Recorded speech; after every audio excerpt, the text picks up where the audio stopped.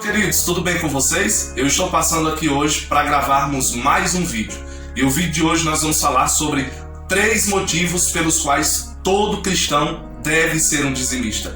É isso mesmo que você ouviu. Hoje nós vamos falar sobre esse tão polêmico assunto, que é o assunto do dízimo.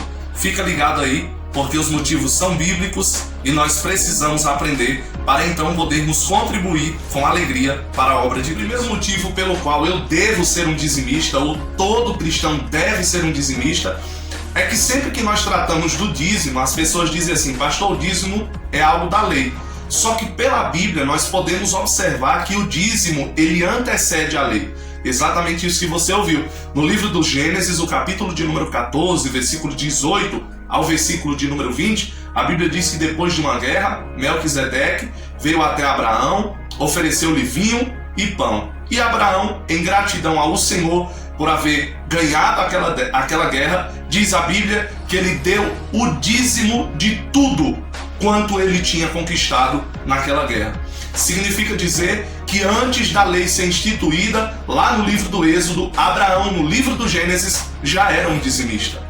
O segundo exemplo também que eu poderia citar, que antecede a lei, é o exemplo do patriarca Jacó. A Bíblia diz em Gênesis capítulo de número 28 e o versículo de número 22, que após Jacó ter fugido da casa de seu pai pela perseguição de Esaú, ele se encontrou com o Senhor lá no deserto. E ele disse que se o Senhor fosse com ele, ele desse a paz, prosperidade e que ele pudesse voltar em paz para a casa de seus pais, ele lhe daria a 10ª parte de tudo quanto possuía, isto é, o dízimo. Então o primeiro motivo pelo qual eu devo ser um dizimista é exatamente esse, que o dízimo ele antecede a lei.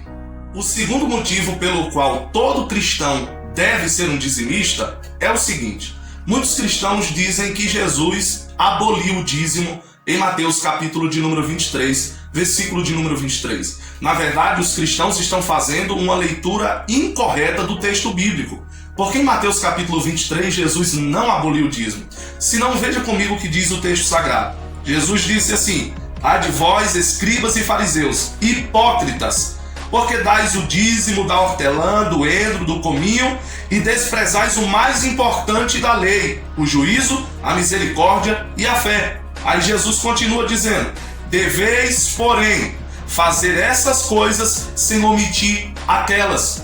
Jesus não estava aqui abolindo o dízimo ou proibindo de você ser um dizimista. Não, muito pelo contrário. Jesus estava falando da hipocrisia dos fariseus, que achavam que porque davam dízimo, eles eram íntegros diante de Deus. E isso não é verdade. Jesus está dizendo para eles que eles deveriam cumprir a justiça, a misericórdia e a fé, que é o que é mais importante da lei. Aí Jesus conclui dizendo: sem fazer estas coisas, sem omitir aquelas quais? O dízimo que eles já haviam dado, do hortelã, do endro e do cominho.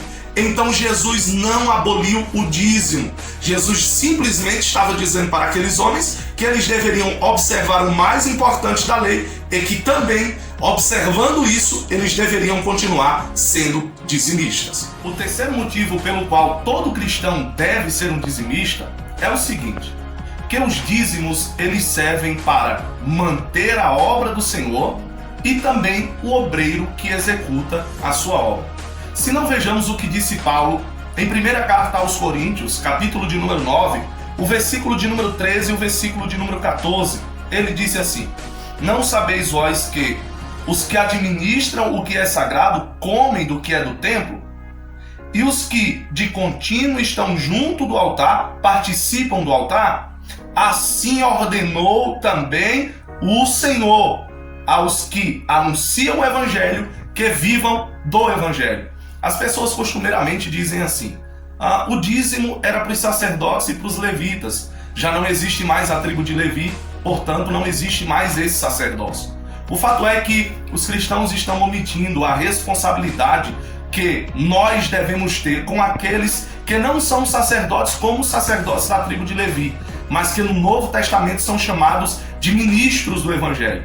Aqueles que o Senhor estabeleceu para dar continuidade ao seu trabalho.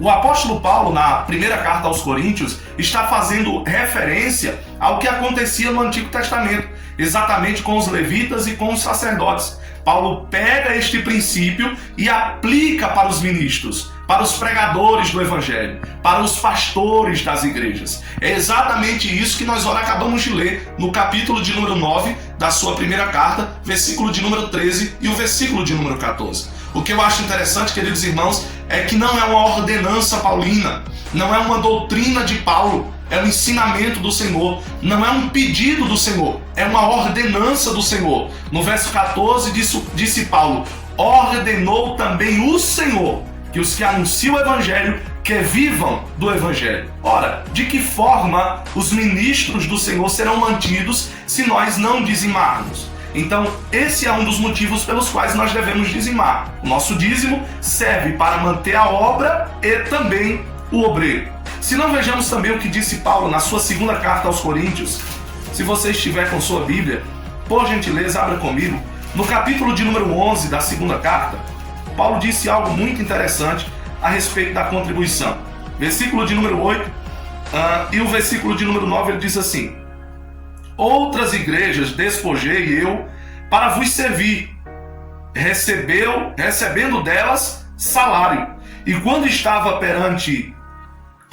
presente convosco e tinha necessidade, a ninguém fui pesado, porque os irmãos que vieram da Macedônia supriram todas as minhas necessidades. Queridos irmãos, isso aqui é um tanto quanto intrigante.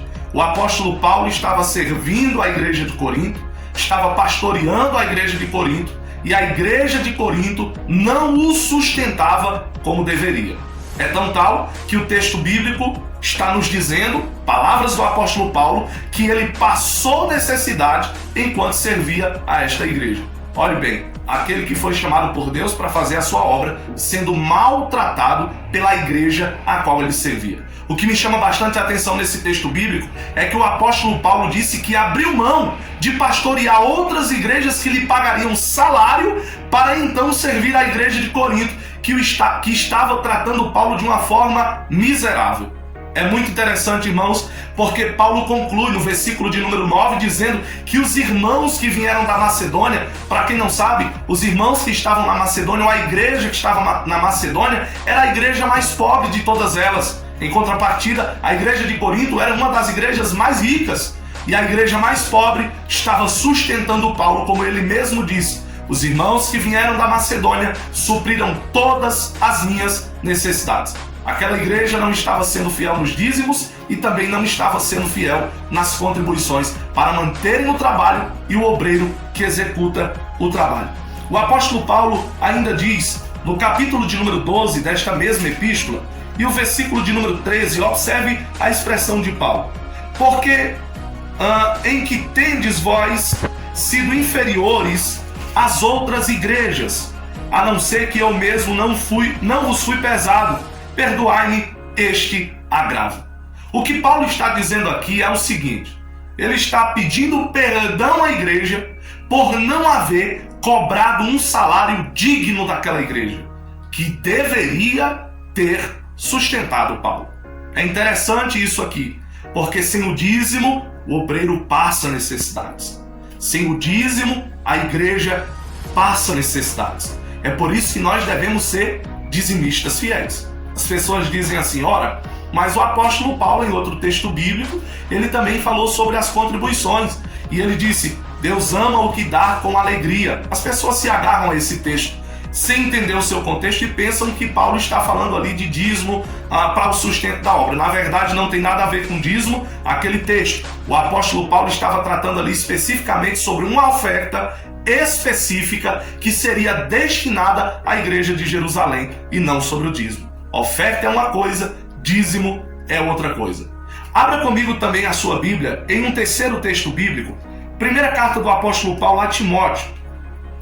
Primeira carta do apóstolo Paulo a Timóteo, o capítulo de número 5, o versículo de número 17 e o versículo de número 18. Observe o que disse Paulo: os presbíteros que governam bem sejam estimados por dignos de duplicada honra, principalmente os que trabalham na palavra e na doutrina.